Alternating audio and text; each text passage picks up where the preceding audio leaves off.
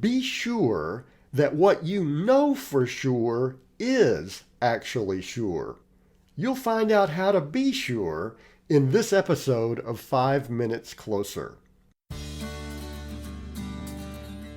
I'm Vaughn Weatherford, and this is 5 Minutes Closer. For the next 5 minutes, let's explore some biblical truths and apply them to your life. No podcast, including this one, can transform your life or give you what you really need. Only Jesus can do that. You can find out why in what I've called the first five episodes of 5 Minutes Closer. Each following episode explores scriptural truths that, if you follow them, will bring you 5 minutes closer to the person God created you to be. Let's see if we can get you 5 minutes closer. Most people spend a considerable amount of time planning a vacation. When will we have the time? Where will we go? And what will we do when we get there? And where will we stay? How long will we stay there? All of those things are important. Now, there are some folks who just hop in the car and see where the road takes them. I can't do that. If I did, I'd get lost before we got out of our neighborhood. We'd have to have our vacation in the backyard. James describes the importance of planning with a twist. Far too often our plans focus on the wrong goal. In James chapter 4, verse 13 and 14, the Bible says, "Come now, you who say, today or tomorrow we will go into such and such a town and spend a year there and trade and make a profit. Yet you do not know what tomorrow will bring. What is your life? For you are a mist that appears for a little time and then vanishes. Instead, you ought to say, if the Lord wills, we will live and do this or that." Commercial activity expanded rapidly during the first century. The Roman Empire improved methods of travel, creating opportunities for those who had the resources to take advantage. Some of them grew wealthy, and some of those who grew wealthy also became believers. Wealth can be a dangerous thing. It can lull us into a sense that we've got life under control. James warns about the danger of building your future on a shaky foundation. He uses the wealthy merchant as an example. The man who says, today or tomorrow we'll go into such and such a town and spend a year there and trade and make a profit. Great plan, except for one thing. You don't know if you're going to be here tomorrow. James puts it this way. What is your life? For you are a mist that appears for a little time and then vanishes.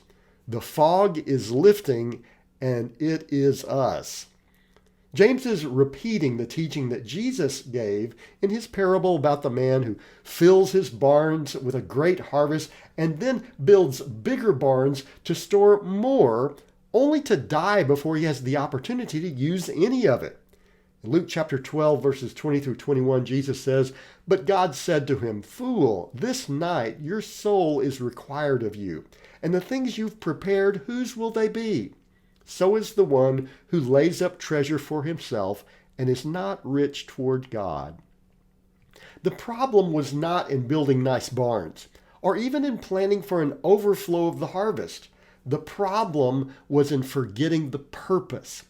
The man prepared to store his grain, but failed to prepare for the day that he would stand before the Lord. The Bible does not condemn planning, just inadequate planning.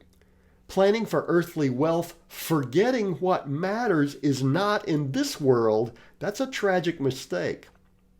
My cousins and I were going to build a roller coaster. Our plan was to build a track out of 2x4s and then use an old radio flyer wagon as the coaster. We planned to use the slope of the roof of my cousin's house to make the whole thing work. Fortunately, one of my cousins realized the problem and asked, "So what happens when we get to the end of the roof?" Planning is a good thing, whether it's financial planning or career planning or even planning a vacation. The most important thing about planning, however, is to ground all of our plans in God's will. James 4:15 says, "Instead, you ought to say, if the Lord wills, we will live and do this or that." We often think that life is a sure thing. It's not. What is sure is our relationship with Jesus.